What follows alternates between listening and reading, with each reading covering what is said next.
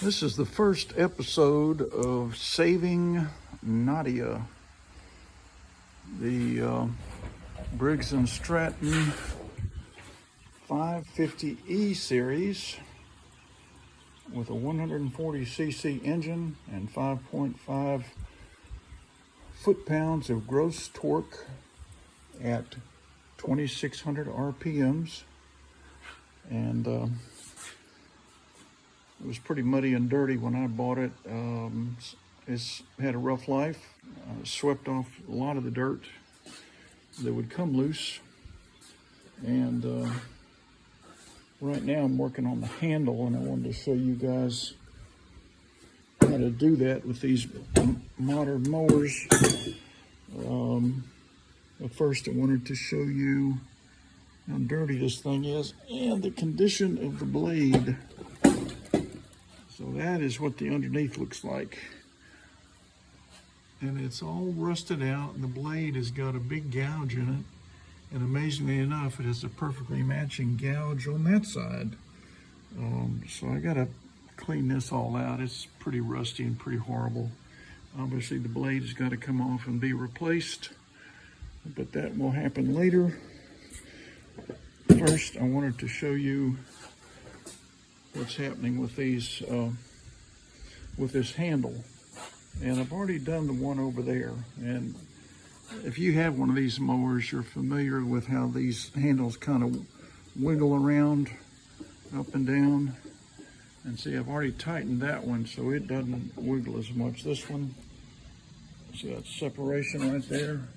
And it's just kind of annoying when you're trying to mow and pushing up and down. And the reason for that is this thing is barely installed. And the way these work is you screw this into that square nut, which slips into that notch that's made for it. And then you put this long screw in here and you begin to tighten it down. These things are always pretty rusty, pretty notorious for not being real smooth to turn, but I guess that's in a way good because they don't just pop out either. The question is, when it's this tight, you can't turn it with your hands. So the best thing to do is to go ahead and lubricate it and hit it with some WD-40 right there, and right there, and right there. Okay, so now you've got this guy lubricated pretty good, and there's some mud in there. That means some dirt dog or something's built a nest in there. The question is, what do you use best? And what I find the best thing to use is a big old crescent wrench like this. It's adjusted to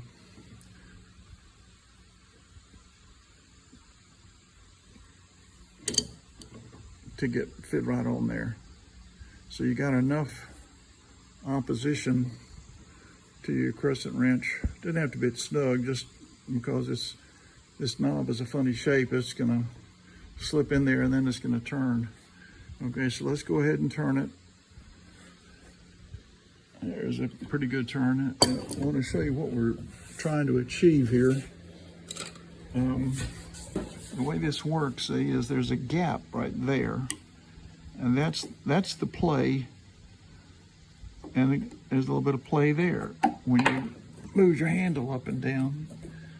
So we're trying to close that and get rid of that play, and the way to do that is to tighten this knob until this screw, it can't go any further than that. I mean, that's as low as it can go, but it's way up here. So we're gonna at least get it down to where this plastic piece here is right on top of the handle. So it's kind of, you know, cinched up and snug. So let's try for that. It's gonna come down, you know, like a,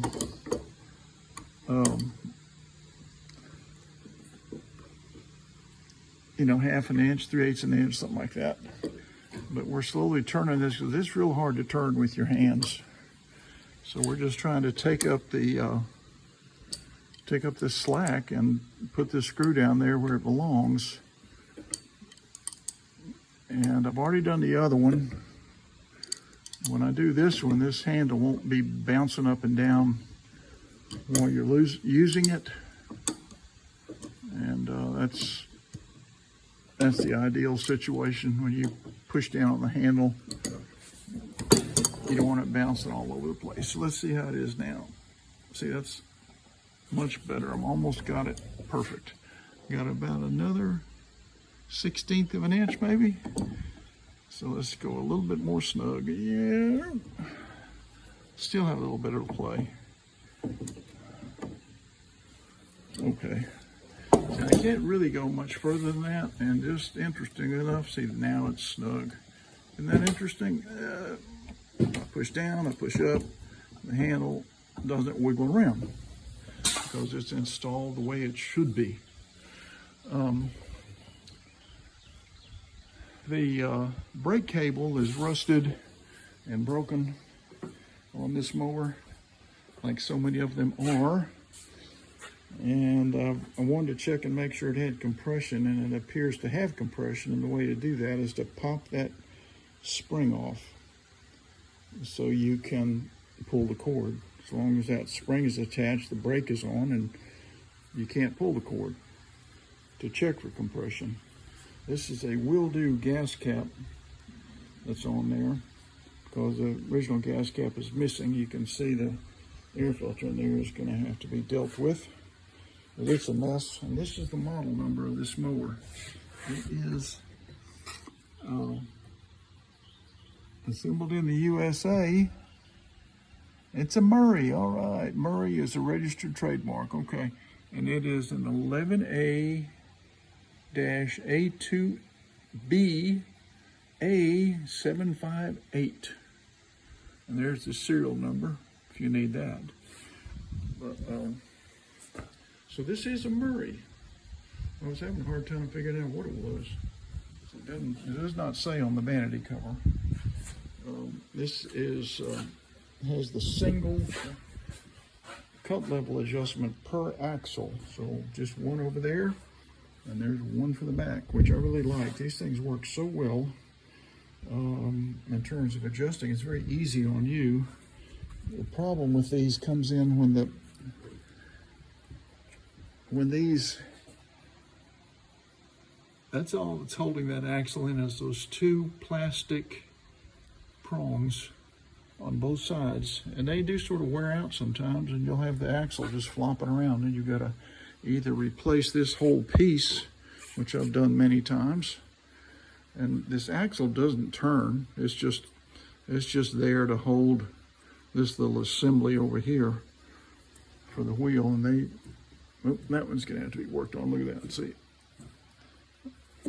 that one spins a little better. And they probably all four have to be worked on. But so I got to clean out the spiders and the junk and get that blade off of there. And we're going to try and get this mower running because it deserves a chance. So the handle is repaired and not bouncing around. I love that. And this thing needs a big time bath, doesn't it? All right, so stay tuned. We're going to get this mower running pretty soon, I hope. And, oh, this one is called Nadia, like Nadia Comaneci, the famous gymnast. All right, stay tuned, people.